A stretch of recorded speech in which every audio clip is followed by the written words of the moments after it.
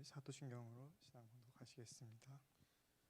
전능하사 천지를 만드신 하나님 아버지를 내가 믿사오며 그 외아들 우리 주 예수 그리스도를 믿사오니 이는 성령을 잉태하사 동정녀 마리아에게 나시고 본디오 빌라도에게 고난을 받으사 십자가에 못 박혀 죽으시고 장사한 지 사흘 만에 죽은 자 가운데서 다시 살아나시며 하늘에 오르사 전능하신 하나님 우편에 앉아 계시다가 저리로서 산자와 죽은 자를 심판하러 오시리라. 성령을 믿사오며 거룩한 공예와 성도가 서로 교통하는 것과 죄를 사하여 주시는 것과 몸이 다시 사는 것과 영원히 사는 것을 믿사옵나이다. 아멘.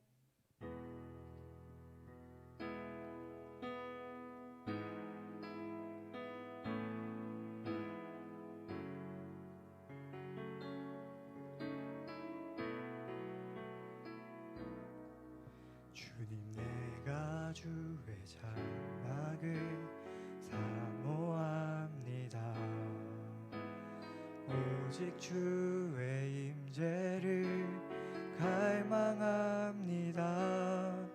주의 집에서의 하루가 다른 곳의 첫날보다 좋으니 주 사랑 안에 머물며 사랑 노래합니다. 주님, 내가 주의 장막을 사모합니다. 오직 주의 임재를 갈망합니다. 주의 집에서의 하루가 다른 곳의 첫날보다 좋으니 주 사랑 안에 머물며 사랑 노래합니다. 나의 평생에 단 한 가지 소원, 주의 아름다우심 보며 사랑 노래하는 것. 나의 왕 되신 주님의 얼굴 구하며 주 사랑 안에 머물러 사랑 노래합니다.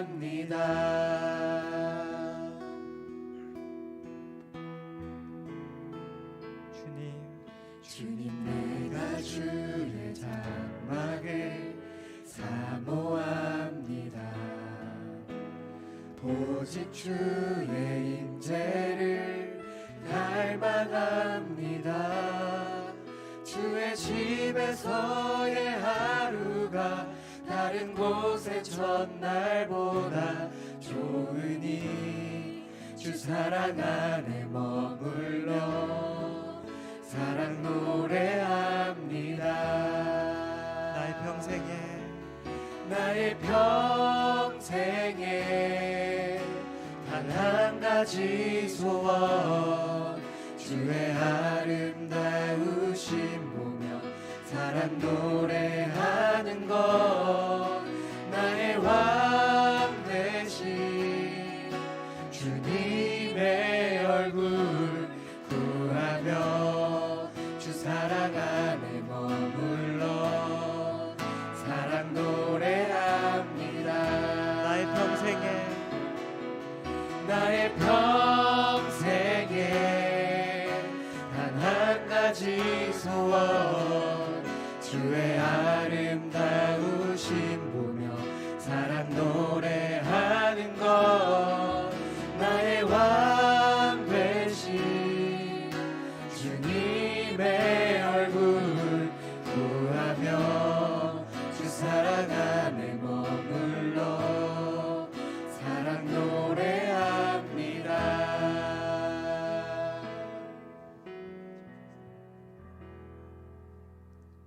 우리 이 시간 다 같이 일어서서 찬양할까요?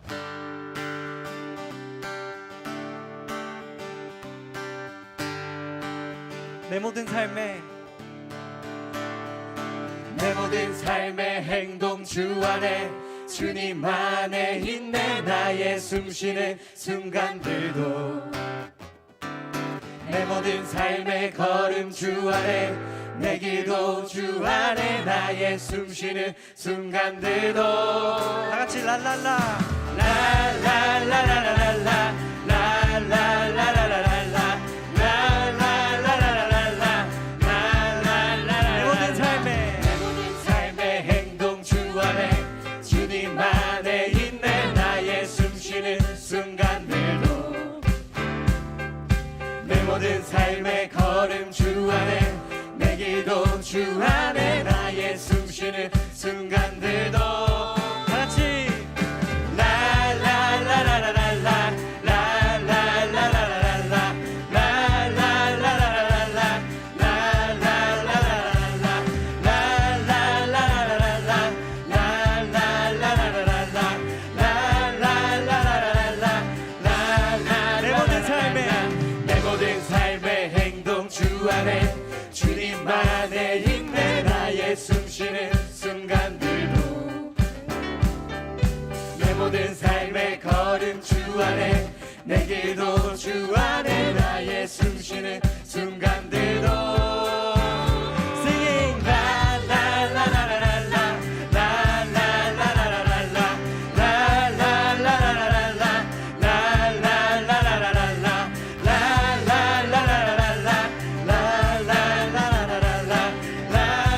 라라라라라라 자비와 은혜의 물결 자비와 은혜의 물결 어디서나 주 얼굴 보내 주 사랑 날 붙드네 오 놀라운 주님의 사랑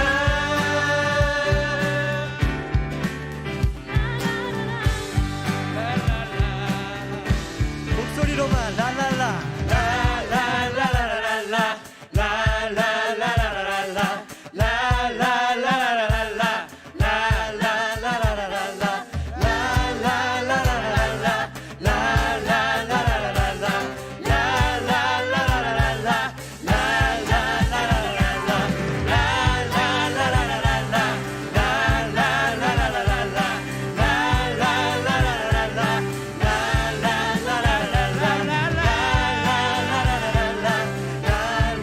라라라라라라 라라라라라라 자비와 은혜의 물결 자비와 은혜의 물결 어디서나 주 얼굴 보내 주 사랑 날 붙드네 오 놀라운 주님의 사랑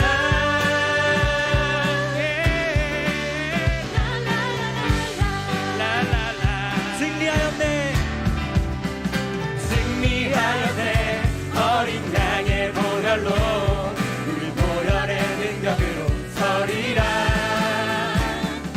승리하였네 어린 양의 보혈로 주 내게 승리 주셨네 다시 한번 승리하였네 승리하였네 어린 양의 보혈로 우리 보혈의 능력으로 서리라 승리하였네 어린 양의 보혈로 주 내게 승리 주셨네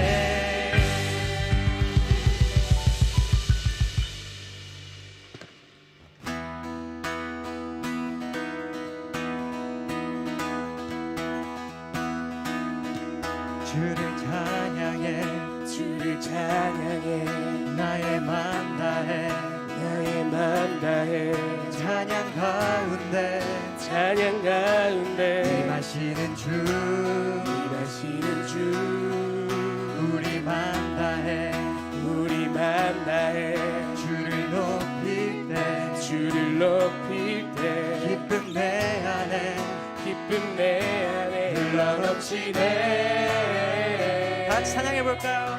주를 찬양해 주를 찬양해 나의 맘 다해 나의 맘 다해 찬양 가운데 찬양 가운데 임하시는 주 일하시는 주 우리 맘 다해 우리 맘 다해 주를 높일 때 주를 높일 때 기쁨 내 안에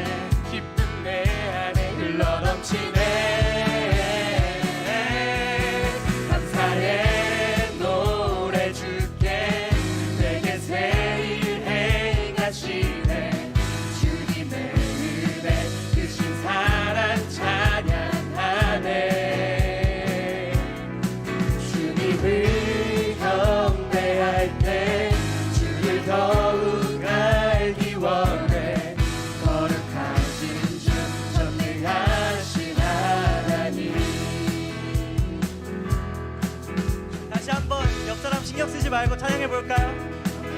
주를 찬양해 하면 여러분들도 주를 찬양해 하시는 거예요. 할 수 있겠죠?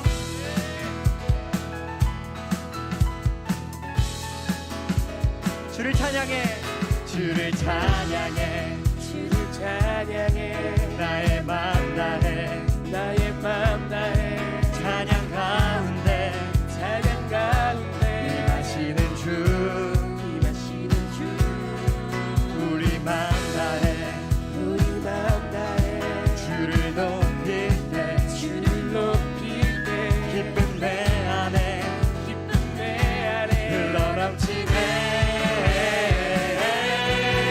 감사의 노래 줄게 내게 새 일 행하시네 주님의 은혜 크신 사랑 찬양하네 주님을 경배할 때 주를 더욱 알기 원해 거룩하신 주 전능하신 하나님 주를 갈망하는 것 주를 갈망하는 것 주를 예배하는 것 주를 기뻐하는 것 신령과 진정으로 주를 갈망하는 것 주를 예배하는 것 주를 기뻐하는 것 신령과 진정으로 주를 갈망하는 것 주를 갈망하는 것 주를 예배하는 것 주를 기뻐하는 것 신령과 진정으로 마지막으로 주를 갈망하는 것 주를 갈망하는 것 주를 예배하는 것 주를 기뻐하는 것 신령과 진정으로 신령과 진정으로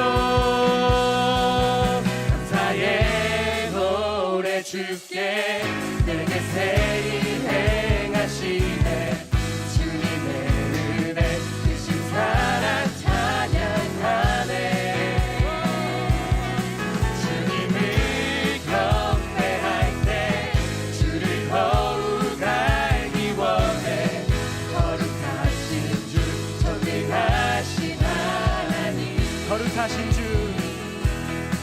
거룩하신 주 전능하신 하나님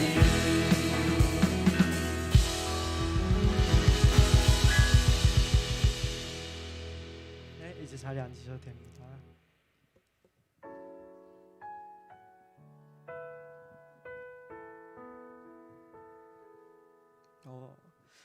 이제 돌아오는 주면 수련회가 있습니다. 하반기 소그룹도 오늘이 마지막이고 금요일에 새로 바뀌게 되면 저도 걱정과 설렘이 있는데요. 바뀌기 전에 꼭 나누고 싶은 말씀이 있습니다. 로마서 12장 9절 사랑에는 거짓이 없나니 악을 미워하고 선에 속하라. 너무 당연하게 저희가 서로 사랑하는 공동체가 되면 좋겠습니다. 또 이후에 말씀을 보면 서로 마음을 같이하며 높은 데 마음을 두지 말고 도리어 낮은 데 처하며 스스로 지혜 있는 채 하지 말라 라고 적혀 있는데요. 이같이 주님께서 그리스도인으로서 어떻게 생활해야 하는지 말씀하십니다.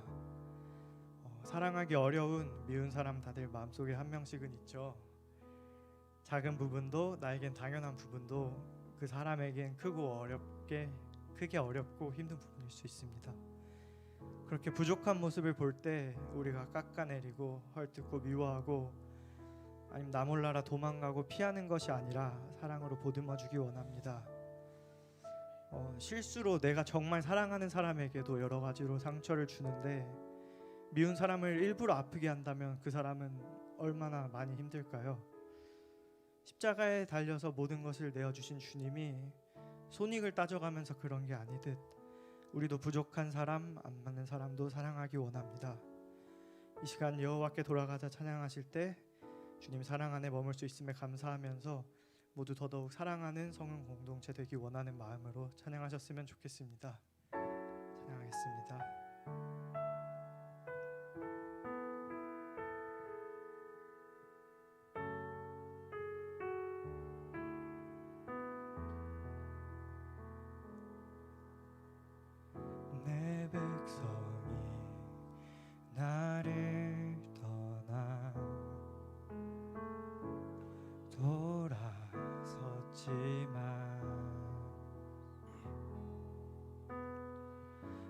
내 사랑이 내 백성을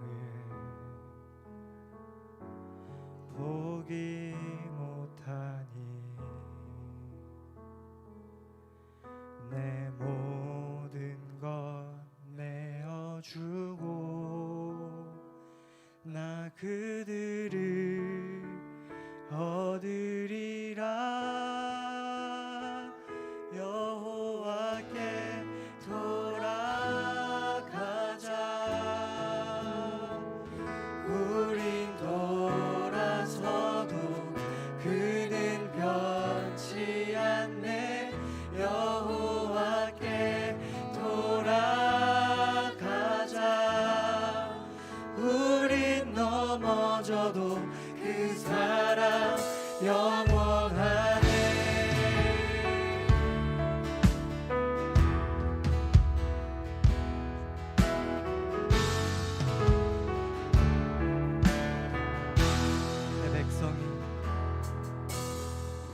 내 백성이 나를 떠나 돌아섰지만 내 사랑이 내 백성을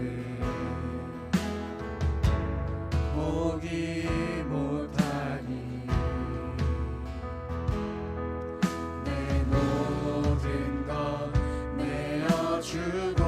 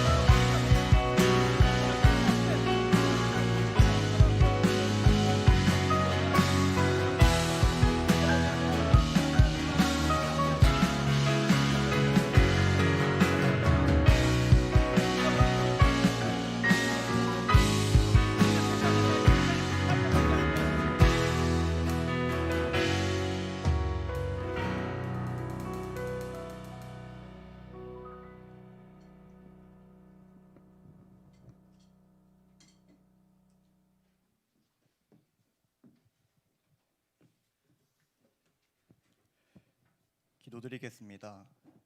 하나님 아버지, 오늘도 이렇게 한자리에 모여 예배드릴 수 있게 해주셔서 감사합니다. 주님께서 허락하여 주신 이 예배가 주님의 영광으로 가득 차게 하여 주시옵소서. 한 주간의 삶에서 저희의 죄를 고백합니다. 지난 주일 받은 은혜를 일상 가운데서 적용하지 못하고 너무나도 자유롭게 살았습니다. 이런 저희의 죄를 용서하여 주시고 언제 어디서나 주님 생각하며 따를 수 있는 주의 제자들 되게 하여 주시옵소서.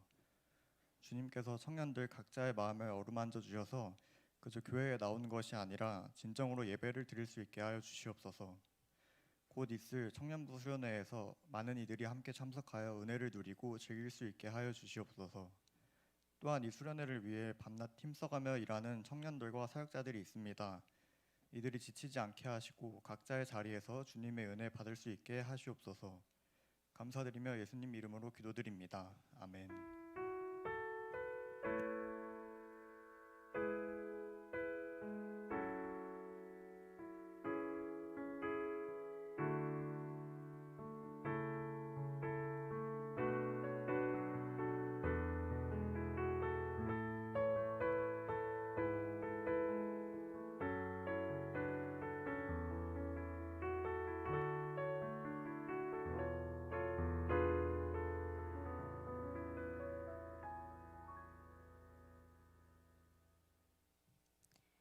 오늘 하나님께서 주신 말씀은 마가복음 15장 1절에서 5절 말씀입니다. 새벽에 대제사장들이 즉시 장로들과 서기관들 곧 온 공회와 더불어 의논하고 예수를 결박하여 끌고 가서 빌라도에게 넘겨주니 빌라도가 묻되 네가 유대인의 왕이냐? 예수께서 대답하여 이르시되 네 말이 옳도다 하시매 대제사장들이 여러 가지로 고발하는지라.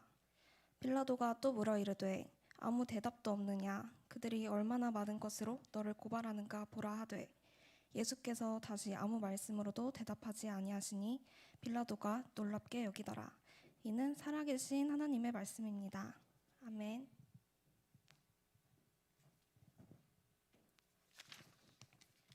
네, 반갑습니다. 네. 네. 찬양하면서 많은 은혜를 받았습니다. 우리 다 청년들 은혜 많이 받으셨죠? 네. 하나님께서 우리 가운데 새 일을 행하실 줄로 믿습니다.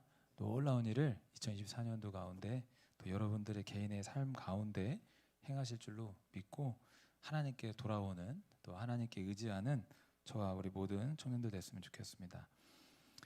설교문이 이렇게 나름 제가 있어가지고 해야 되는데 이렇게 처음에 설교하기 전에 이런저런 얘기를 꼭 하고 싶은 마음이 들어요.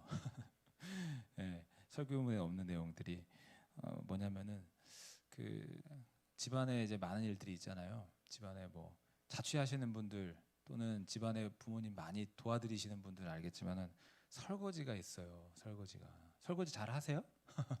설거지 좀 하세요? 네, 지웅이 이제 네, 다 나한테 와. 이제 예비 신랑 예비 신부인데 좋네요. 네, 저는 너무 싫어가지고 이제 얼마 전에 식기세척기를 좀 알아보러 갔는데 우리 집 구조에 좀 안 맞아요. 와, 그래가지고 되돌아왔는데 저희 아내가 얼마나 서운해하던지. 근데 저도 서운해요. 왜냐면 저도 많이 하거든요. 네, 그래서 그 식세기 그거에다가 딱 넣어놓으면 얼마나 좋겠어요. 그냥 한 번에 다 되고. 근데 뭐 이런 생각이 들었어요. 워킹맘이 이제 일 다 끝나고 뭐 7시, 8시에 퇴근해서 집에 들어가면은 이제 아이도 봐야 되고 이제 설거지도 해야 되고 장난감도 치워야 되고 이렇게 하잖아요. 근데 그 치울 때 얼마나 힘들겠어요. 바깥에서도 일을 하고 왔는데 힘들겠죠. 근데 비교해 보면은 누구랑 비교를 해보야 되냐면, 그러니까 집에 하루 종일 있는 어떤 사람이 설거지하는 것과 그 하루 종일 일을 하고 와서 설거지하는 것과 아무래도 좀 다르겠죠. 네. 이 얘기 왜 했냐면은요. 저는 매일 교회에 있어요. 매일 교회에서 예배를 드려요. 네. 이런 저와 여러분들은 사회에 나아가서 열심히 자기의 삶을 분투하며 싸워가시고 그 가운데 믿음을 지켜나가시고 열심히 하시다가 이렇게 주일에 딱 와요. 근데 사실 주일에 오는 것조차 마음이 막 안 올 때가 있을 거예요. 저도 그랬기 때문에.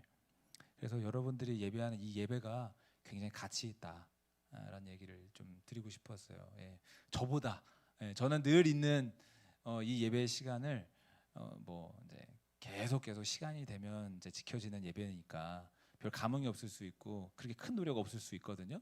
예, 물론 저의 신령과 진정 예배를 드리기 위해서 주님 앞에 기도하지만 그러니까 여러분들이 참 귀하다 믿음을 써 나가고 있는 게 나 오늘 예배해야지 이렇게 온 것 자체가 참 귀하다라는 생각이 듭니다. 예. 부자가 헌금함에 1,000만 원, 2,000만 원 툭툭 노는 것보다 가난한 과부가 동전 2개를 넣었을 때 예수님께서 다른 그 누구보다 이 여자의 동전이 더 크다, 더 많다라고 했던 그런 걸 한번 생각해 보면 우리가 정말 하나님께서 내 중심을 보실 거구나라는 생각을 좀 하셨으면 좋겠다 이런 생각이 들었습니다. 뭐 적절하게 이야기했는지 잘 모르겠어요 설명을. 네, 오늘은 예수님의 침묵입니다. 예수님은 하나님의 아들이시면서 동시에 죄가 아무것도 없는 그런 흠결이 없는 분입니다. 예수님은 이 세상에 있기 전부터 이 세상이 창조되기 전부터 하나님 아버지와 함께 모든 것들을 다스리고 또 이 모든 것들을 만드신 분입니다. 이 세상에 모든 것이 예수님이 없이는 지어진 것이 단 하나도 없습니다. 이 세상은 이 모든 것은 다 예수님이 만드셨고 다스리는 것들입니다. 그렇기 때문에 예수님은 찬양을 받으셔야 되는 분인 줄로 믿습니다. 근데 그분이 이 낮고 낮은 땅 위에 사람으로 오셨다는 거예요. 하나님의 아들이 사람으로 이 땅에 오셨다는 거예요. 그러면서 심지어 어디까지 낮아지셨냐면 하나님의 아들이 하늘 보좌도 버리셨고 이 땅에 오셨는 것도 엄청난 낮아짐인데 십자가에서 죽는 죽음의 자리까지 가셨다라는 거예요. 왜 십자가 달리셨어요? 어린이부에서 물어보는 질문 같은데 너무 쉬운 질문 같은데 왜 십자가에 달려 돌아가셨어요? 예수님은 우리를 구하시기 위해서. 온 세상 사람들은 죄인으로서 지옥 형벌을 감당해야만 하는 죄인들인데 죄값을 다 갚으려면 우리가 그 지옥에서 그 뜨거운 불구덩이 속에서 견뎌야만 하는데 차마 그걸 두고 보실 수 없어서 하나님 우리를 사랑하셔서 아들 예수 그리스도를 보내신 거예요. 예수님을 보내신 거예요. 그래서 예수님이 우리 때문에 우리를 대신해서 대신 죽게 하신 것입니다. 희생양이 되게 하신 거예요. 야, 정말 엄청난 낮아짐이죠. 예수님께서 우리 대신에 십자가를 지시고 그 십자가에서 피를 흘려주신 덕분에 희생해 주신 덕분에 우리가 하나님의 용서를 받고 하나님의 자녀가 되고 하나님의 백성이 된 줄로 믿습니다. 예수님께서 그래서 이 땅에 오셨을 때 하셨던 얘기가 내가 이 땅에 왜 왔느냐? 나는 제물이 되러 왔다. 희생 제물이 되러 왔다라고 하셨어요. 마가복음 10장 45절인데요. 띄워주시면 제가 읽어드릴게요. 인자가 온 것은 섬김을 받으려 함이 아니라 도리어 섬기려 하고 자기 목숨을 많은 사람의 대속물로 주려 함이니라. 나는 섬김을 받으려고 이 땅에 온 게 아니다. 너희들에게 찬양받기 위해서 이 땅에 온 게 아니라 내가 오히려 너희들을 섬기러 왔다. 너희들의 발을 닦아주러 왔다. 너희들을 위해서 대신 죽는 희생양이 되려고 왔다. 참 얼마나 고통이셨을까요? 십자가에 달렸을 때, 우리를 위해서 죽으실 때. 그 십자가의 고통을 굳이 뭐 더 이야기하지 않아도 어느 정도 가늠이 될 텐데 그 십자가의 고통의 무게를 가늠해 볼 수 있는 때가 또 있습니다. 십자가 그 갈보리 언덕의 십자가에서의 예수님을 볼 때 말고 십자가로 가시기 직전에 예수님이 겟셋마네 동산에 가셨을 때 거기서 우리는 예수님이 얼마나 고통스러워하셨을까를 조금 더 알 수 있어요. 예수님께서 겟셋마네 동산에 오르셨습니다. 거기서 하나님께 기도하십니다. 근데 땅에 엎드려서 너무 고통스러워하시면서 기도하셨다라고 하는데 뭐가 그렇게 고통이셨을까요? 그냥 십자가가 아프니까? 대못에 박혀서 찔리고 채찍질 당하고 아프니까? 그거보다도 늘 제가 말씀드렸다시피 마음의 고통이 더 있으셨을 거예요. 온 세상 사람들의 죄악을 대신 짊어지고 자기가 죄인의 자리에 서야 되는데 그것은 곧 하나님의 심판을 의미하는 거거든요. 이 세상에 있기 전부터 하나님과 함께 사랑을 나누고 하나님과 모든 영화를 누렸던 사이였는데 죄인의 순간에 들어가면 하나님께서 얼굴을 돌리셔야만 하니까, 하나님의 심판을 받아야 되니까, 하나님과 분리가 돼야 되니까 이 마음의 고통이 너무 심하셨을 거예요. 그래서 이 십자가를 피하고 싶은데 피하면 안 되잖아요. 그러니까 하나님, 내가 이 십자가를 피하지 않고 하나님 앞에서 이 십자가를 감당하기 원합니다 라고 기도하시는 거예요. 나의 원대로 마시고 아버지의 원대로 십자가를 지고 싶습니다. 근데 그 기도가 얼마나 치열했는지, 얼마나 힘들게 기도했는지 땀이 핏방울 같이 되었다라고 해요. 누가복음 22장 44절인데요. 띄워주세요. 같이 읽어볼까요? 예수께서 힘쓰고 애써 더욱 간절히 기도하시니 땀이 땅에 떨어지는 핏방울 같이 되더라. 신학교 때 아직도 기억나는 게 있어요. 그 기도를 굉장히 열심히 하셨던 한 선배가, 나도 한번 기도하다가 땀이 뚝뚝 떨어지는데 그게 마치 그 핏방울처럼 되었으면 좋겠다. 예. 핏방울처럼 땀이 떨어졌으면 좋겠다. 뭐 그렇게 하더라고요. 여러분, 땀이 핏방울이 될 수 있을까요? 이게 어떻게 가능할까 싶은데 그냥 비유적으로 설명한 거 아니야? 땀이 어떻게 진짜 그 피가 섞여서 나올 수가 있지? 예. 근데 메드럴 박사라는 사람이 이 구절에 대해서 이렇게 설명했어요. 이것을 의학적으로 혈안증이라고 합니다. 혈안증이라고 불리는 상태입니다. 흔하지 않지만 정신적으로 스트레스를 아주 심하게 받으면 일어날 수 있습니다. 극심한 불안이나 염려로 스트레스를 받으면 땀샘에서 모세관을 파괴하는 화학 성분이 나옵니다. 그 결과 땀샘으로 소량으로 피가 나오게 됩니다. 땀샘으로 소량의 피가 나옵니다 라고 이렇게 설명했어요. 우리가 극도의 스트레스를 받을 때 코피만 터지는 게 아니라 땀에서, 그 땀샘에서 핏방울이 섞여서 나온다라는 거예요. 최근 15년간 이 혈안증이 전 세계에서 24건 정도가 보고되었다. 네. 희귀현상으로서 정확한 원인과 치료 방법은 잘 모르지만 극도의 스트레스에 있을 때, 그래서 실제로 캐나다의 혈액학자가 이것을 이제 사례를 연구하면서 누가 혈안증이 있었는가, 예를 들면 이제 베트남 전쟁에 나갔다가 이제 큰 트라우마를 겪었던 그런 군인들, 예. 자기 동료가 막 목에 잘려 죽고 총탄에 맞아 죽고 수많은 피를 다 보고 그래서 큰 트라우마를 겪었던 이들이 그런 혈안증도 있었다라고 하더라고요. 우리는 예수님이 십자가에 달리시기 전에 얼마나 큰 심적인 부담을 느끼셨는지를 겟셋마네 동산에 예수님을 보면서 어느 정도 예상이 되는 것 같아요. 그리고 실제로 예수님이 성경을 읽어보셨는지 모르겠지만 이렇게 얘기하셨어요. 진짜 약한 모습을 보이셨어요. 내가 심히 고민하여 죽게 되었으니. 여러분들 그 어때요? 진짜 힘들면 뭐라 그래요? 죽을 것 같다. 차라리 죽고 싶다. 그런 말 쓰면 안 되지만 그럴 수 있잖아요. 근데 예수님이 이 성경의 표현에 좀 고상하게 내가 심히 고민한다. 내가 죽게 되었다. 이렇게 나왔지만 오늘날 우리로 치면은 죽을 것 같은데 이렇게 말한 거랑 똑같은 거예요. 그분의 고통을 짐작할 수가 있습니다. 그런데 어떻게 그 예수님의 십자가의 고통을 다 우리가 알 수 있겠습니까? 그리고 또 어떻게 헤아려 볼 수 있냐면 그런 생각이 들었어요. 여러분들이 누군가의 죄를 대신 짊어지고 혼난다고 생각을 해보세요. 예.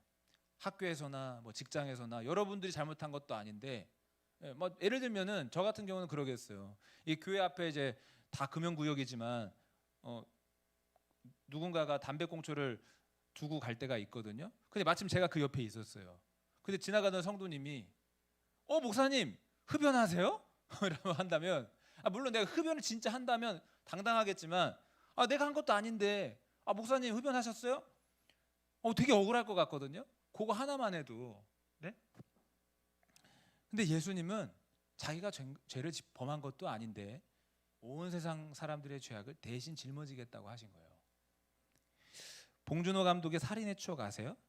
아실 텐데 그 영화가 80년대 경기도 화성에서 있었던 그 여자들 연쇄 살인했던 실제 사건을 모티브로 한 그 영화입니다. 그 화성 사건의 범인으로 1989년 23살의 농기구 수리공 윤성여 씨가 범인으로 붙잡혔었어요.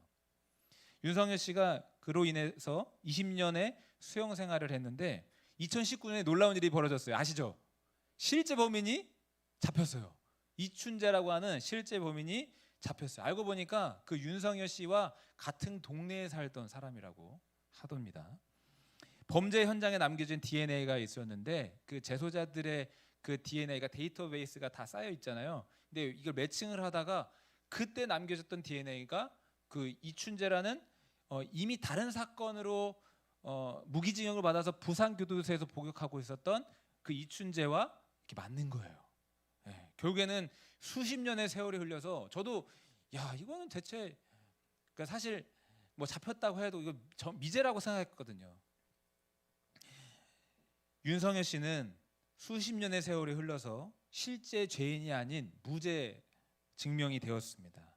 근데 그때 왜 윤성여 씨가 잡혀갔느냐? 알고 보니까 가학과 또 폭력에 의해서 막 잠도 못 자게 하고 막 이랬겠죠. 그래서 진술을 할 수밖에 없었게 만들었겠죠. 근데 실제로 윤성여 씨가 교도소에서 늘 부르고 했었던 노래가 무죄라는 노래였대요. 하춘아 씨의 무죄라고 있는데 무죄를 불렀대요. 사랑하다 헤어지면 누구의 잘못인가요? 좋아하다 돌아서면 누구를 원망하나요? 무죄 무죄 무죄 무죄. 사랑은 무죄니까. 물론 다른 내용이지만은 얼마나 한이 됐겠어. 나 안 죽였는데. 나 안 죽였는데 내가 왜 이 죄를 뒤집어 쓰고 살아야 되니까. 난 무죄라고. 무죄 노래를 부른 거예요. 이 곡을 틈날 때마다 읊조렸다고 해요. 얼마나 억울할까요? 내가 지은 죄도 아닌데 누가 지은 다른 사람의 죄를 뒤집어 쓴다는 것. 그리고 그로 인해 대신 형벌을 받는다는 것. 그런데 하나님의 아들 예수께서는 자기 죄도 아닌 온 세상 사람들의 죄악을 대신 짊어지고 담당하셨다는 거예요. 누가 그렇게 알아? 하나님께서. 내가 이 모든 세상 사람들을 사랑하고 그들을 용서하고 싶은데 죄값을 다 치르게 해야 되는데 죄 없는 네가 이 땅에 내려가서 그 십자가를 지고 죽으라. 관련 말씀입니다. 이사야 53장 6절부터 한번 볼까요? 6절 다음 절인데 한번 6절을 띄워주세요. 5절 말고 6절 다 같이 한번 읽어볼까요? 시작. 우리는 다 양 같아서 그릇 행하여 각기 제 길로 갔거늘 여호와께서는 우리 모두의 죄악을 그에게 담당시키셨도다. 여호와는 여호와 많이 이야기 나오잖아요. 오늘 찬양 불렀을 때에도 여호와께 돌아가자. 여호와는 하나님의 이름입니다. 하나님의 이름이 여호와입니다. 근데 여호와께서는 우리 모두의 죄악을 다른 누군가에게 담당시키셨도다. 담당시키실 것이다. 그 누가? 예수님입니다. 하나님의 아들입니다. 그래서 예수님이 그 십자가를 져야 했는데 사실 그것이 너무 큰 쓰라린 고통이었기 때문에 겟세마네 동산에서 하나님, 내가 이 고통을 피할 수 있다면 피하고 싶지만 결국에는 하나님 뜻대로 십자가를 지고 싶습니다. 라고 기도했던 거예요. 그리고 어떻게 죄값을 치렀느냐? 하나님의 아들이 찔리고 상하고 채찍질 맞으시고 하나님께서 그렇게 예언해 놓으셨어요. 예수님이 오시기 700년 전에 이사야가 쓴 글인데 내가 메시아를 보낼 거다. 근데 그 메시아는 정치적으로 많은 사람들을 다스리는 왕의 모습으로 올 것이 아니라 고난받는 종의 모습으로 올 것이다. 찔릴 것이다. 상할 것이다. 채찍질 당할 것이다. 내가 그렇게 찔리게 해서 모든 사람들의 죄악을 대신 치를 것이다. 이사야 53장 5절 아까 봤던 말씀 다 같이 한번 읽어볼까요? 큰 목소리 한번 읽어볼게요. 시작. 그가 찔림은 우리의 허물 때문이요 그가 상함은 우리의 죄악 때문이라. 그가 징계를 받음으로 우리는 평화를 누리고 그가 채찍에 맞음으로 우리는 나음을 받았도다. 아멘. 하나님의 아들이 우리를 대신해서 찔리셨습니다. 그 사건이 바로 십자가 죽음입니다. 따라서 그 십자가 죽음은 많은 사람들이 생각하기를 뭐 이제 우리는 믿음의 영역 속에 있지만 많은 사람들은 예수님이 어떤 누명에 의해서 또는 신성 모독을 해서 뭐 여러 가지 다른 이유들로 십자가에 달렸다 이렇게 알고 있습니다. 실제로 예수님께서 나는 하나님의 아들이다 라고 했을 때 당시 유대인들이 너 어떻게 그렇게 이야기할 수 있느냐, 감히 하나님과 너를 같은 선상에 두고 동등하다고 하느냐, 말도 안 된다. 이 신성 모독자야 이렇게 했습니다. 하지만 단순히 그렇게 볼 게 아니라 아까도 얘기했지만 하나님께서 아들 예수 그리스도가 십자가에서 죽게 하는 것, 그것은 하나님께서 미리 예언해 놓으신 거고 우리를 살리기 위한 사건이었다는 거죠. 본문을 1절을 한번 볼까요? 본문을 1절 읽겠습니다. 새벽에 대제사장들이 즉시 장로들과 서기관들 곧 온 공회와 더불어 의논하고 예수를 결박하여 끌고 가서 빌라도에게 넘겨주니, 예수님이 당시 그 유대인 종교 지도자들에 의해서 잡혔습니다. 대제사장, 장로, 서기관 이 사람들에 의해서 잡혔습니다. 그들은 예수님을 매우 싫어했습니다. 싫어했던 이유는 예수님이 어떤 큰 죄목이 있어서가 아니라 예수님께서 당시에 그들이 갖고 있었던 기득권을 훼손했기 때문에, 위협했기 때문에, 종교적인 권위에 반항했기 때문에. 그러니까 예수님이 나타나서 그렇게 하신 거예요. 종교자들, 유대 종교 지도자들 위선자다. 저 사람들은 하나님을 실제로 경배하지 않는다. 겉으로는 하나님을 예배하는 것 같지만 속에는 살인이 있고 간음이 있고 미움이 있고 온갖 더러운 자들이다. 그러면서 어떻게 욕을 했죠? 뱀들의 자식들아. 실제로 그렇게 욕을 했어요. 그러니까 요즘에 그 목사님들이나 전사님들이나 또 청년들이 욕해도 됩니다. 예수님도 욕했습니다. 그런데 물론 그게 합당한 근거는 안 되는 것 같지만 정말로 당시에 심한 욕을 하시긴 했어요. 뱀들의 새끼들아. 네. 왜? 니들이 정말 하나님을 예배하는 게 아니다. 니들 속에는 더러운 죄들이 가득하지 않냐. 응? 막 그러면서 또 실제로 수많은 사람들을 고치셨어요. 병든 자들을 고치시고 귀신 들린 자들의 귀신을 내쫓아 주시고 가난한 사람들을 먹이시고 너무 좋은 일 하셨어요. 그러니까 사람들이 누구한테 가요? 이제는 종교 지도자들이 아니라 예수님께 마음을 두고 예수님을 따르는 거예요.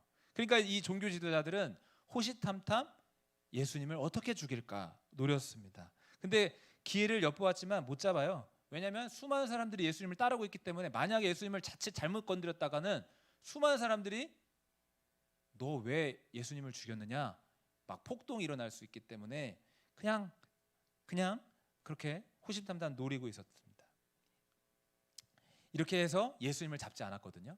그래서 예수님을 잡아야지 하면서 예수님을 못 잡았어요. 그런데 성경에서는 예수를 잡지 않았던 이유에 대해서 뭐라고 기록하냐면 하나님의 때가 아직 이르지 않았기 때문이다. 이렇게 기록을 합니다. 요한복음 7장 30절을 보면은 한번 읽어볼까요? 요한복음 7장 30절이에요. 시작. 그들이 예수를 잡고자 하나 손을 대는 자가 없으니 이는 그의 때가 아직 이르지 아니하였음이라. 그의 때가 아직이다. 그러니까 하나님은요, 하나님의 아들 예수님이 잡히시는 그 때까지 다 알고 계셨고 계획하고 계셨고 잡힐 때까지 그거를 보고 계셨던 거예요. 십자가에 달릴 때가 아직 아니었다. 그러니까 이렇게 생각하면 좋아요. 이 모든 것들을 하나님이 관장하고 계시는 거예요. 예수님이 십자가에 달리는 거. 근데 이걸 모르면 사람들은 그냥 예수님이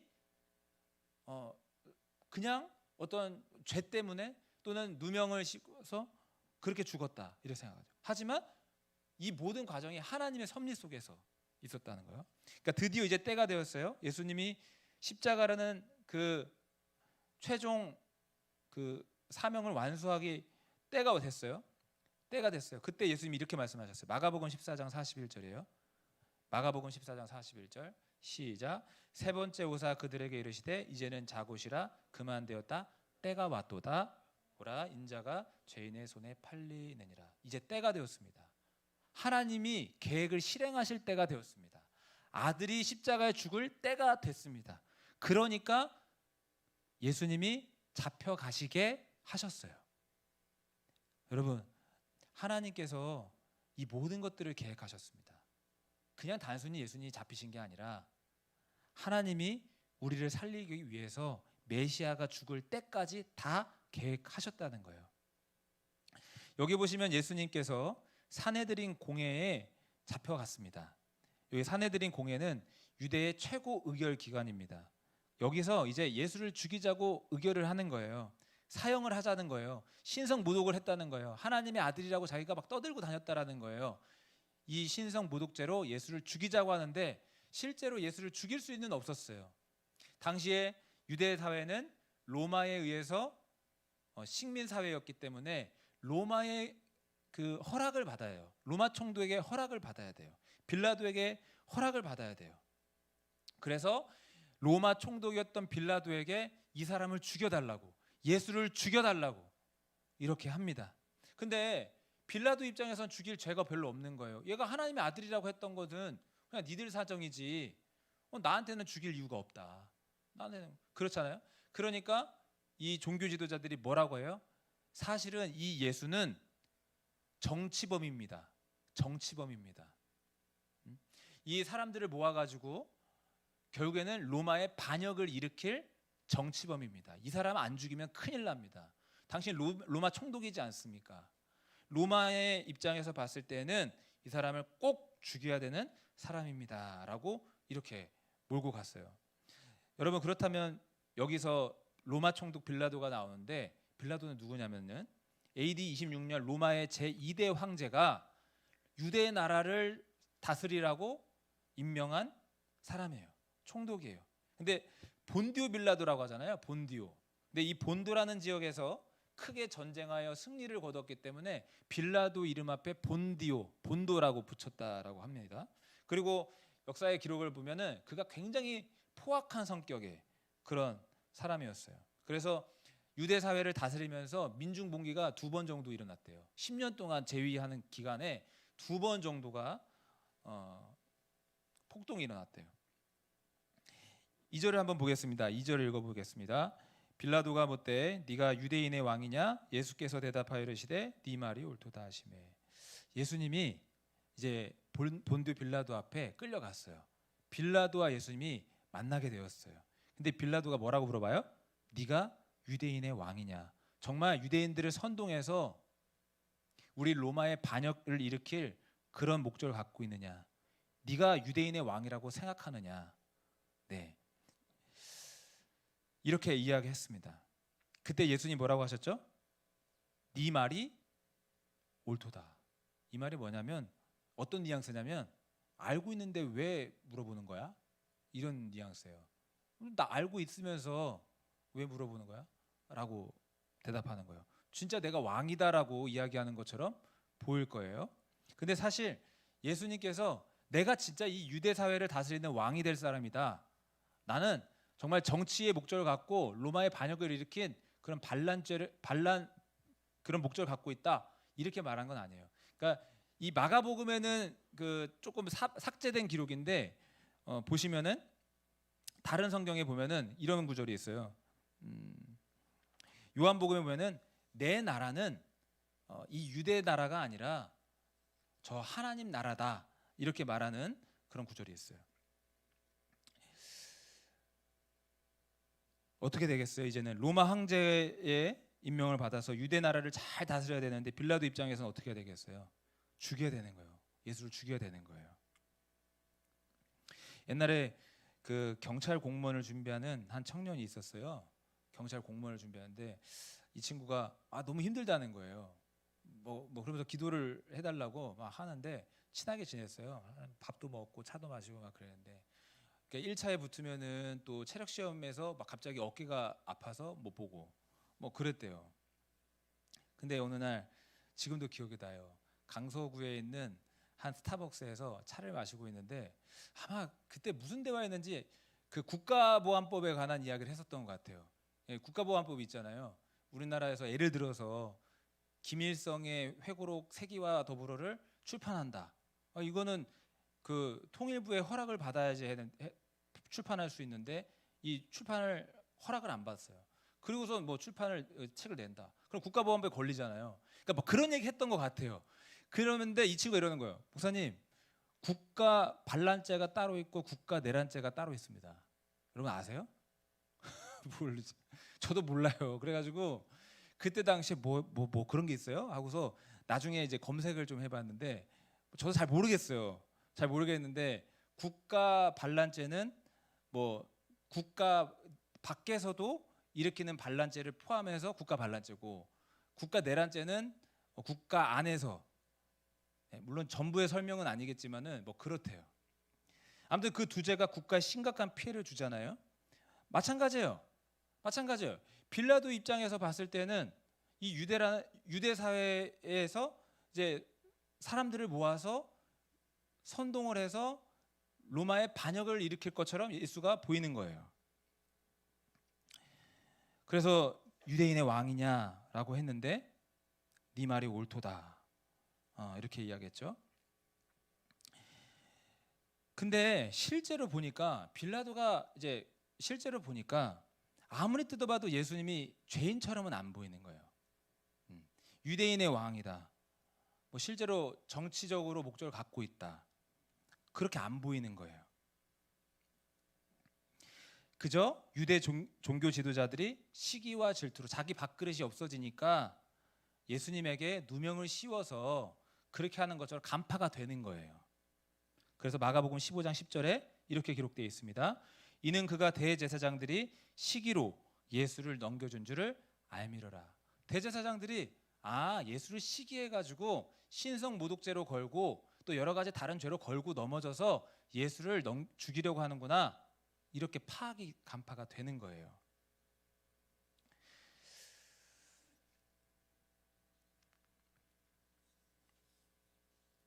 이런 상황이 참 빌라도에게 난감했을 겁니다. 자기는 안 죽일 수도 없고, 근데 실제로 보니까 죄는 없고. 혹시 빌라도의 그 빌라도 보고서라는 책이 있는데 혹시 아세요? 빌라도 보고서라는 책이 있는데 아세요? 시중에 나와 있는 책인데 한번 보세요. 이 책이 진짜 빌라도가 적은 거냐 안 적은 거냐, 이거는 이제 조금 분분한데, 어쨌든 이 빌라도가 로마 황제에게 내가 예수를 만났던 그거를 기록해서 쓴 거거든요. 그래서 시작할 때 그 뭐라고 써 있냐면 티베리우스 카이사르 각하에게라고 시작이 돼요. 한번 읽어보세요. 이게 진짜 믿을 만한 기록이냐? 현재 그 기록물이 성 소피아 성당에, 터키의 성 소피아 성당에 소장되어 있다고 합니다. 그리고 우리나라에도 번역이 돼가지고 여러분들이 충분히 읽을 수 있어요. 근데 그 보고서를 보면은 예수님을 대면했을 때 그 빌라도가 느꼈던 감정에 대해서 적혀 있어요. 그러니까 이 성경이 봤을 때는 빌라도가 어떤 감정을 갖고 있는지 모르잖아요. 예수를 만났어. 도대체 빌라도는 어떤 생각이었을까? 근데 빌라도의 관점에서 그걸 쫙 써놨어요. 각하에게 보고하는 내용으로. 제가 그냥 읽어드릴게요. 이렇게 썼어요. 예수가 왔습니다. 황제께서는 제가 로마인의 피에 서바나의 피가 섞여 흐르는 혈통을 지닌 사람으로서 두려움 따위의 유약한 감정을 모르는 사람임을 잘 아실 것입니다. 내가 굉장히 포악하고 강직하고 정말 내가 뭐 그 누구에게도 무릎 꿇지 않는 그런 사람이라는 걸 잘 알 겁니다 라고 하는 거예요. 그 나사렛 사람이 모습을 나타냈을 때, 예수님이 나타났을 때 저는 저의 접견실에서 거닐고 있었습니다. 그런데 갑자기 제 다리는 쇳덩이로 된 손으로 대리석 바닥에 붙여놓은 것처럼 꼼짝할 수가 없었으며 그 나사렛 젊은이는 아무렇지도 않게 조용히 서 있는데도 저는 마치 형사범처럼 사지를 떨고 있었던 것입니다. 그러니까 빌라도가 예수를 만났을 때 그랬다는 거예요. 사지를 떨었다는 거예요. 그냥 알지도 못하게. 비록 그는 한마디의 말도 하지 않았으나 제 앞에까지 다가와서는 겉만으로도 내가 여기 왔나이다 라고 말하는 것 같았습니다. 한참 동안 저는 이 비범한 사람을 존경과 두려움으로 응시하였습니다. 그는 모든 신들과 영웅의 형상을 그린 수많은 화가들이 아직 그려내지 못한 유형의 사람이었습니다. 그럼에도 불구하고 저는 너무나 두렵고 떨려서 그에게 접근할 수가 없었습니다. 그러니까 예수님이 빌라도 앞에 딱 섰을 때, 빌라도가 예수님을 딱 만났을 때, 성경에는 이런 부분은 기록되어 있지 않지만 빌라도 보고서라는 그 책을 보니까 그렇게 기록되어 있는 거예요. 위험 앞에 너무 떨었다. 그 위에 이야기가 이제 또 성경에 있는데 5절의 말씀 볼게요. 5절입니다. 시작. 예수께서 다시 아무 말씀으로도 대답하지 아니하시니 빌라도가 놀랍게 여기더라. 예수님께서 어떻게 하셨어요? 아무 말도 안 하셨어요. 침묵하셨어요. 빌라도가 이제 추궁하는 거예요. 사람들이 너를 막 고소하고 너를 죽여달라고 하는데 너 이야기를 한번 해봐라 라고 하는 거예요. 근데 예수님께서 아무 말씀도 하지 않으시는 거예요. 아무 대답도 하지 않는 거예요. 침묵하시는 거예요. 예전에 그 트레스 디아스라는 그런 뭐 기독교 프로그램이 있어가지고 가본 적이 있어요. 아세요? 트레스 디아스라고 한 3박 4일인가 이렇게 있으면서 뭐 나름의 수련회예요. 근데 한 반나절 정도였는지 이제 모든 참여자들에게 침묵을 하라고 그렇게 하더라고요. 그래서 진짜 침묵하나? 그래서 그 생각이 들었어요. 왜냐하면 우리 말이 막 하고 싶잖아요. 근질근질거리잖아요. 근데 와, 착하긴 착하더라고요. 사람들이 아무 말도 안 해요. 정말 아무 말도 안 해요. 그래서 야, 여기 온 사람들 되게 착하다. 저는 아는 사람이 별로 없었기 때문에 조용히 했었지만, 근데 우리가 침묵하기 어렵잖아요. 왜냐하면 의사소통이 다 대화 말로 통하고 또 뭔가 의미를 전달하기 위해서는 이 말이라는 수단을 사용해야 되는데 하지 말라고 하는 거. 근데 침묵이 금이다라는 그런 말이 있듯이 때로는 이 침묵이 그 어떤 말보다 더 묵직하게 더 깊게 다가올 수 있다라는 거예요. 가령 예를 들어서 예수님께서 부르짖었어요. 십자가 달려서 하나님 하나님 나를 왜 버리셨습니까? 죄인의 자리에서 그 죄를 뒤집어 쓰고 죽으실 때 그때 하나님께서 침묵하셨어요. 침묵하셨어요. 아무 말도 안 하셨어요. 그 침묵이 어떤 의미가 있어요? 나는 너의 죽음을 통해서 이 세상 사람들을 살리고 싶다. 예. 빌라도가 너 변호해봐라 하는데 아무 말도 안 하시는 거예요. 예. 놀라운 일이죠. 사람들은 누구나 자기를 변호하려고 합니다. 범죄자들이 있잖아요. 변호인단을 꾸리잖아요. 그 꾸리는 게 정당한 거예요. 예. 왜냐하면 대한민국 헌법에는 무조건 변호사의 도움을 받을 수 있게끔 하고 있기 때문에 변호할 수 있거든요. 근데 왜 이제 우리 같은 경우에는 이 사람 변호사도 안 쓰고 그냥 다 죽어버리고 그냥 사형에 처해지고 어떻게 그런 죄를 지을 수 있어? 막 그렇게 하는데 우리는 변호의 권리를 우리나라에서 사람들에게 주고 있어요. 그래서 이제 실제로는 막 그 너무 정말 악한 죄인 같은 경우에는 변호인단에서 변호사들이 나 이거 안 받겠다 이런 경우 있잖아요. 그럼 아무도 안 맡을 수 있잖아요. 근데 그럴 경우에도 변호인을 붙여줘요. 국선 변호사를 붙여줘요. 그러면 그 국선 변호사 같은 경우에는 그냥 무조건 해야 돼요. 그게 우리나라의 법이니까. 아무튼 우리나라는 이렇게 변호할 수 있는 권리가 있어요. 그리고 우리는 변호하고 싶어요. 실제로. 근데 예수님은 침묵하셨다라는 거예요. 조용하셨다라는 거예요.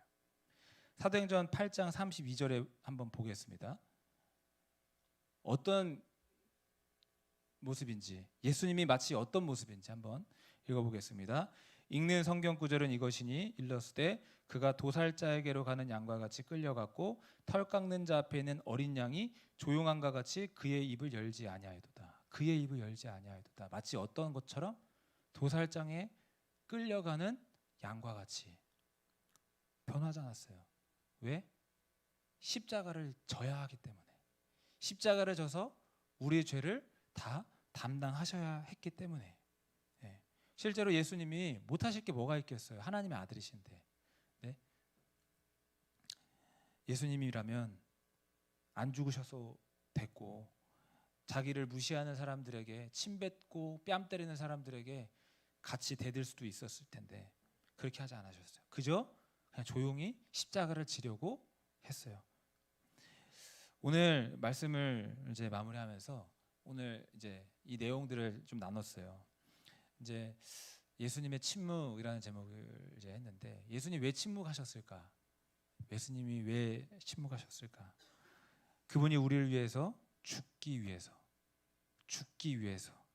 변호하지 않으셨어요. 그저 묵묵하게 십자가의 자리로 가려고 하셨다라는 거예요. 그렇게 해야만 우리가 하나님의 용서를 받을 수 있기 때문에 하나님의 사랑을 받을 수 있기 때문에 예수님께서 그렇게 죄인의 자리에 서셨습니다. 십자가의 자리에 서셨습니다. 여러분 오늘 이 시간에도 예수님을 바라봤으면 좋겠습니다. 예수님의 희생을 다시 한번 묵상해 봤으면 좋겠습니다. 예수님의 침묵 속에 우리를 향한 사랑이 있습니다. 예수님의 모든 걸 뜯어보면 다 우리를 향한 사랑인데 그 예수님의 침묵조차도 우리를 향한 사랑으로 그렇게 조용히 잠잠히 십자가로 가셨다. 그 주님이 오늘 우리와 함께 하시는 줄로 믿습니다. 예수님께서 다시 사셔서 지금 우리와 함께 하셔서 우리의 기도에 응답하시고 우리를 떠나지 않으시고 우리를 버리지 않으시고 예수님이 함께 하십니다. 예수님이 여러분 사랑하신다는 사실 기억하시면서 나아가시기를 주의 이름으로 축복합니다. 우리 찬양할까요? 예수님 그의 희생 기억할 때.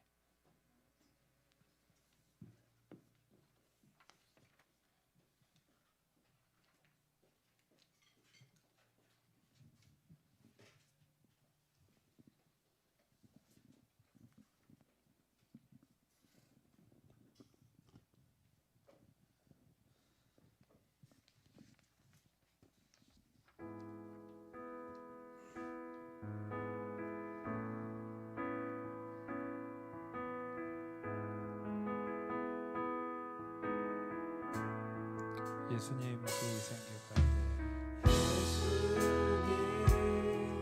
그의 희생 기억할 때 자기 몸 버려 죽으신 주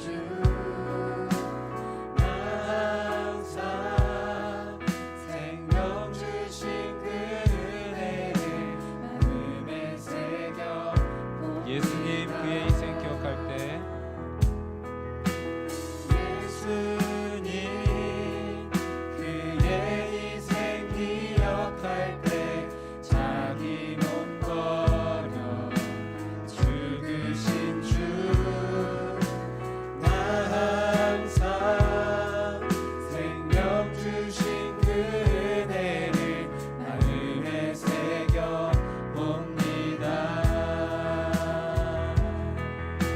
마음에 새겨 봅니다.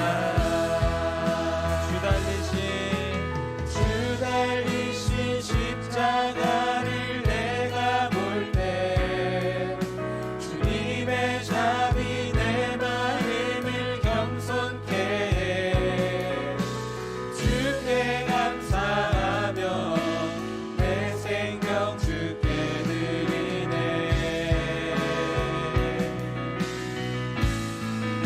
이제는 저 높은 곳에 앉으신 하늘과 땅의 왕 되신 주 나 이제 놀라운 구원의 은혜 높여 찬양하리라. 높여 찬양하리라. 높여 찬양하리라. 주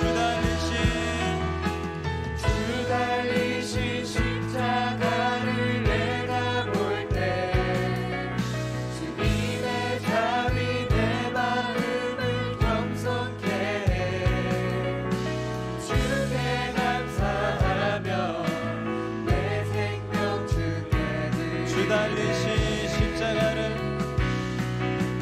주 달리신 십자가를 내가 볼 때 주님의 자비 내 마음을 겸손케 해 주께 감사하며 내 생명 주께 드리네. 십자가를 주 달리신 십자가를 내가 볼 때 주님의 자비 내 마음을 겸손케 해 주께 감사하며 내 생명 주께 드리네. 주 달리신 십자가를 내가 볼 때 주님의 자비 내 마음을 겸손케 해 주께 감사하며 내 생명 우리 한 번 더 주 달리신 십자가를 바라봅시다. 주 달리신 십자가를 내가 볼 때 주님의 자비 내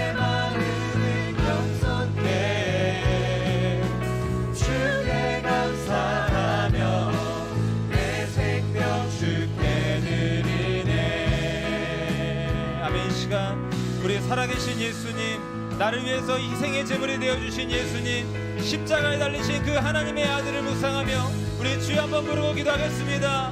주여, 하나님 감사합니다. 오늘 주님 앞에 믿음으로 나왔습니다. 오늘 귀한 청년들에게 함께하여 주시고 주의 성령으로 충만하게 하여 주옵소서. 어둠의 권세는 예수의 이름으로 이기게 하여 주옵소서. 오 주여, 오 예수님, 주여, 주님 도와주시옵소서. 오 하나님 함께하여 주옵소서. 오 예수님, 오 예수님, 오 예수님, 오 예수님, 오 예수님, 오 예수님, 오 예수님, 예수님 주님의 희생을 기억합니다. 오 예수님, 주님의 십자가를 우리 가운데 이 시간 기억하며 주님의 놀라운 사랑을 우리가 묵상하기 원합니다. 오 예수님, 오 예수님, 나의 주님, 아멘. 주님,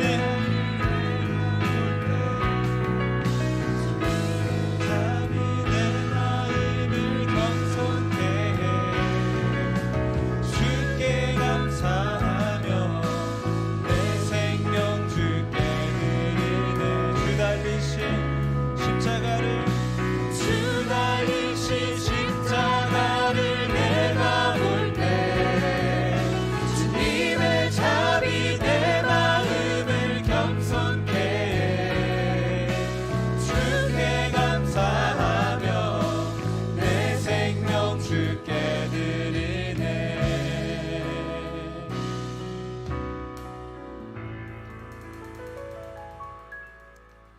하나님 감사합니다. 주 달리신 십자가를 오늘 바라봅니다. 십자가에 달리시기 전 우리 주님께서 침묵하시고 또 겟세마네 동산에서 통곡과 눈물로 기도하셨던 그 모든 순간들을 기억하며 주님의 사랑을 묵상해 봅니다. 예수님 사랑합니다. 예수님 사랑합니다.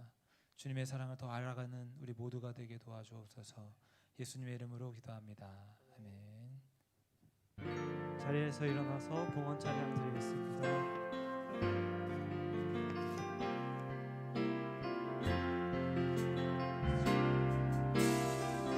내 모습 나의 소유 주님 앞에 모두 드립니다. 모든 아픔 모든 기쁨 내 모든 눈물 받아주소서. 나의 생명을 드리니 주 영광 위하여 사용하옵소서. 내가 사는 날 동안에 주를 찬양하며 기쁨의 제물 되리. 나를 받아주소서. 가슴에 손을 얹고 기도합니다. 하나님 감사합니다. 하나님께 감사한 마음 담아 귀한 예물 주님 앞에 올려드립니다. 예물 속에 담긴 정성을 아시고 기도의 제목들도 다 아시는 줄 압니다. 주님, 우리 청년들에게 은혜 내려 주옵소서. 기도에 응답하여 주옵소서. 드린 정성을 받아주시고 주님께서 갈 길을 열어주시고 주님의 놀라운 형통함 속에 살아가는 우리 청년들 다 되어지게 도와주옵소서. 주님의 사랑으로 축복합니다. 우리 청년들 건강하게 하시고 지혜와 명철 주시고 풀리지 않는 문제들이 풀리게 하여 주시옵시고 하나님이 원하시는 길로 나아갈 수 있도록 붙들어 주옵소서. 좋은 만남의 복도 허락하여 주시옵소서. 앞으로 믿음의 가정도 잘 이루어나갈 수 있도록 도와주시옵소서. 좋은 사람 만날 수 있게 도와주시옵소서. 경제적으로 물질적으로도 부족하지 않게 하여 주시고 나누고 꾸어주고 베풀게 넉넉한 은혜도 있게 하여 주시옵소서. 예수 그리스도의 크신 은혜와 하나님 아버지의 거룩하신 사랑과 성령님의 인도 교통하심이 이곳에 모여 살아계신 예수님을 바라보며 나아가는 모든 청년들 위해 영원토록 함께 있기를 축원하옵나이다. 아멘.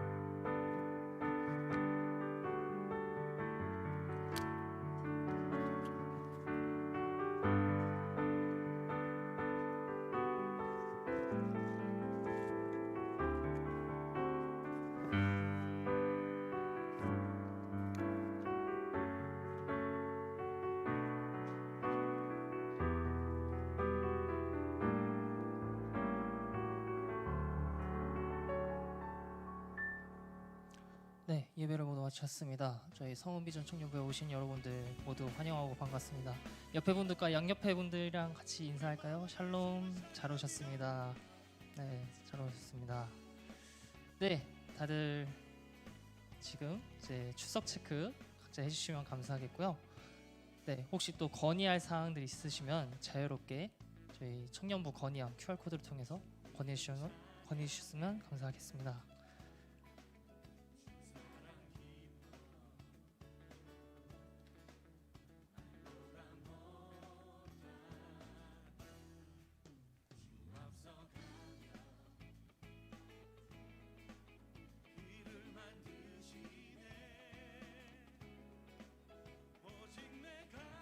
네, 출석 체크하시면서 다음 광고 발표해드리도록 하겠습니다. 다음 주 기도는 임지원 자매님, 그리고 성경 봉독은 김대현 형제, 그리고 PPT는 라이어 형제, 주보는 정진호 형제, 그리고 봉헌은 최수환 자매님이십니다. 다들 확인해 주셨으면 감사하겠습니다. 네, 다음 광고 부탁드리겠습니다. 네, 이제 다음 주 이제 22일 목요일부터 이제 수련회가 진행됩니다. 이제 수련회 포스터도 나왔고, 그리고 지금 계속해서 저희가 신청폼 통해서 신청을 받고 있어요. 그래서 아직 수련회를 참가할 생각은 있으신데 신청 안 하신 분들은 지금 잠깐 시간을 드릴게요. 여기 앞에 QR 코드나 아니면 주보 앞쪽에 보면 수련회 신청서를 제가 올려놨어요. 그 QR 통해서 지금 신청해 주시면 감사하겠습니다.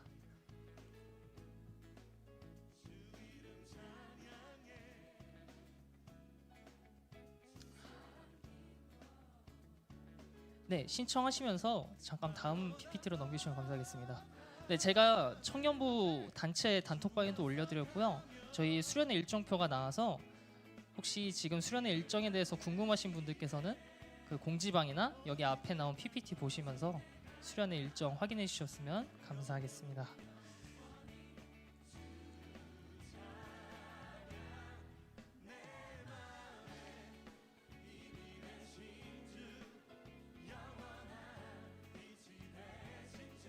지금 수련회 신청 응답을 보니까 한 30명 넘게 벌써 신청하셨더라고요. 그래서 되게 많은 분들이 신청해 주셨는데 더 많이 오셔서 이번에 수련회 다 같이 참여했으면 좋겠습니다.